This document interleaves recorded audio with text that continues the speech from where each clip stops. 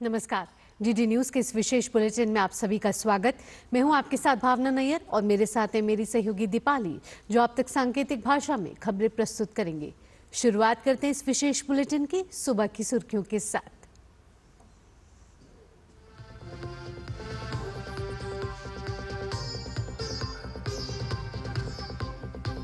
France की सफल यात्रा के बाद प्रधानमंत्री नरेंद्र मोदी पहुंचे अमेरिका।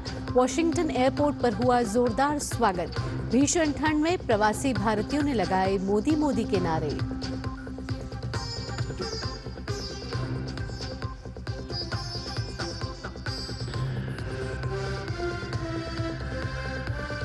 प्रधानमंत्री नरेंद्र मोदी और अमेरिकी राष्ट्रपति डोनाल्ड ट्रंप के बीच आज वॉशिंगटन में होगी मुलाकात। पीएम मोदी ने जताई दोनों देशों के बीच व्यापक वैश्विक रणनीतिक साझेदारी की उम्मीद।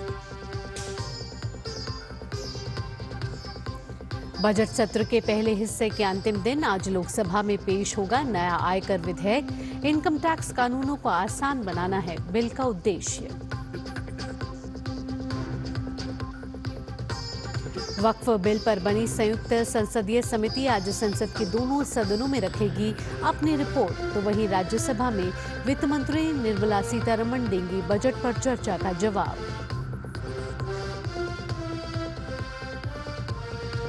भारत का वनडे सीरीज पर 3-0 से कब्जा। इंग्लैंड को तीसरे वनडे में दी 142 रन से शिकस्त।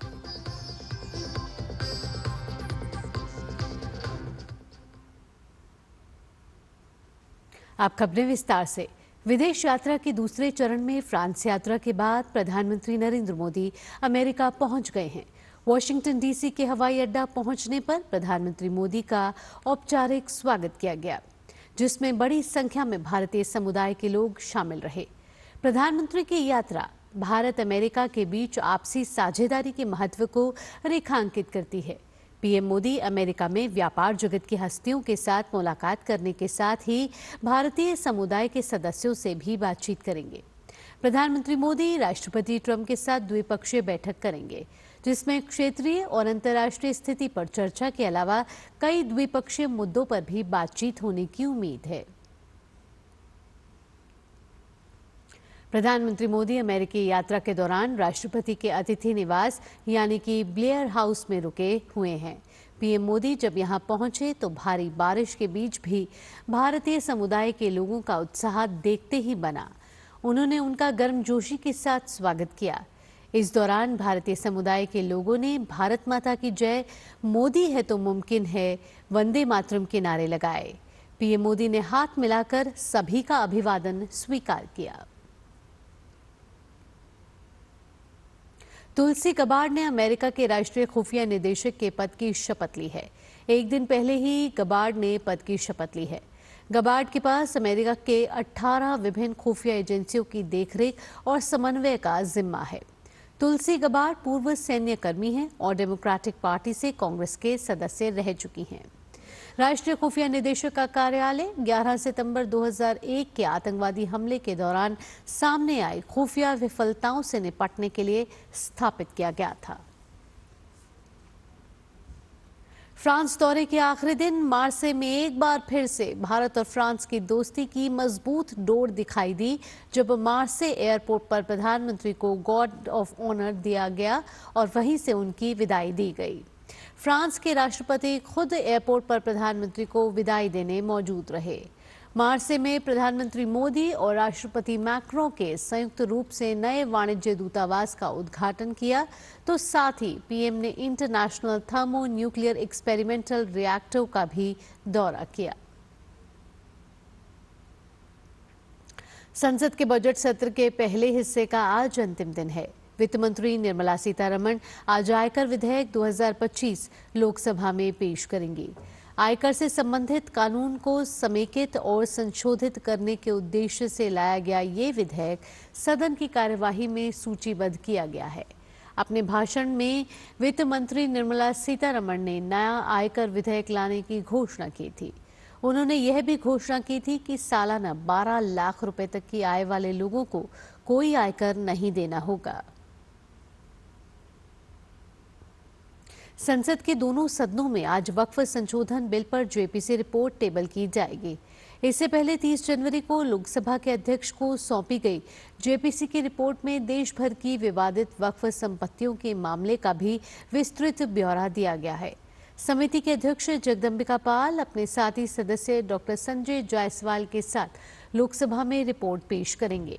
वहीं राज्यसभा में रिपोर्ट मेधा विश्राम कुलकर्णी और गुलाम अली द्वारा पेश की जाएगी। जेपीसी की रिपोर्ट 2025 को लोकसभा अध्यक्ष ओम बिरला को सौंपी गई थी। समिति के पास वक्फ बोर्ड की जमीनों पर कुल 58,898 अतिक्रमण के मामले सामने आए हैं। इसमें से 5,220 अतिक्रमण के मामले देश भर में ट्राइब्यूनल में चल रहे हैं और 1,340 मामले संपत्ति हड़पने के भी चल रहे हैं। वक्फ के संबंधित ट्राइब्यूनल में कुल 19,207 मुकदमे चल रहे हैं, जिसके जमीन हड़पने और अतिक्रमण को मिलाकर कुल 6,560 मामले चल रहे हैं। राज्यसभा में आज बजट 2025-26 पर चल रही चर्चा को आगे बढ़ाया जाएगा। वित्त मंत्री निर्मला सीतारमण आज उच्च सदन में बजट पर चल रही चर्चा का जवाब देंगी। दोनों ही सदनों में आज प्रश्नकाल के दौरान सांसद विभिन्न मंत्रालयों से अहम प्रश्न पूछेंगे। साथ ही दोनों सदनों में कई प्रतिवेदन और प्रस्ताव भी पेश किए जाएंगे। संसद के बजट सत्र का पहला भाग आज तक का है। इसके बाद बजट सत्र का दूसरा भाग 10 मार्च से शुरू होगा। जम्मू कश्मीर के पुंछ जिले में नियंत्रण रेखा के पार से बिना उकसावे की गई गोलीबारी का भारतीय सेना ने मुंहतोड़ जवाब दिया, जिसमें काफी संख्या में पाकिस्तानी सैनिक हताहत हुए। सुरक्षा अधिकारियों ने बताया कि कृष्णा घाटी सेक्टर में पाकिस्तान द्वारा संघर्ष विराम का उल्लंघन ऐसे समय में किया गया जब एक दिन पहले ही जम्मू जिले के अखनूर सेक्टर में नियंत्रण रेखा के पास संदिग्ध आतंकवादियों द्वारा किए गए आईईडी विस्फोट में एक कैप्टन सहित 2 भारतीय सैन्यकर्मी शहीद हो गए थे। उन्होंने बताया कि पाकिस्तानी सैनिकों ने नियंत्रण रेखा पर तारकुंडी क्षेत्र में अग्रिम चौकी पर बिना उकसावे की गोलीबारी कर संघर्ष विराम का उल्लंघन किया, जिसका भारतीय सेना ने भी मुंहतोड़ जवाब दिया। अधिकारियों ने कोई सटीक आंकड़ा दिए बिना कहा कि जवाबी कार्रवाई में दुश्मन सेना को भारी नुकसान हुआ। महाकुंभ में देश और दुनिया भर के सनातनियों का आना जारी है। माघी पूर्णिमा पर रात 10 बजे तक केवल एक दिन में ही 2 करोड़ से अधिक श्रद्धालुओं ने स्नान कर लिया। त्रिवेणी संगम में स्नान करने वाले श्रद्धालुओं की संख्या का जो अनुमान सरकार ने लगाया था, उससे कहीं अधिक श्रद्धालु स्नान कर चुके हैं।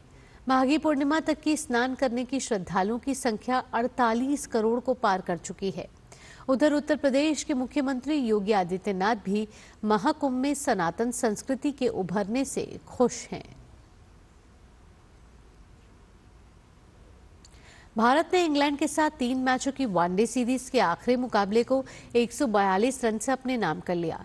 इस जीत के साथ ही भारत ने सीरीज को 3-0 से अपने नाम कर लिया। भारत द्वारा मिले 357 रन के जवाब में अंग्रेज टीम 214 रन पर सिमट गई।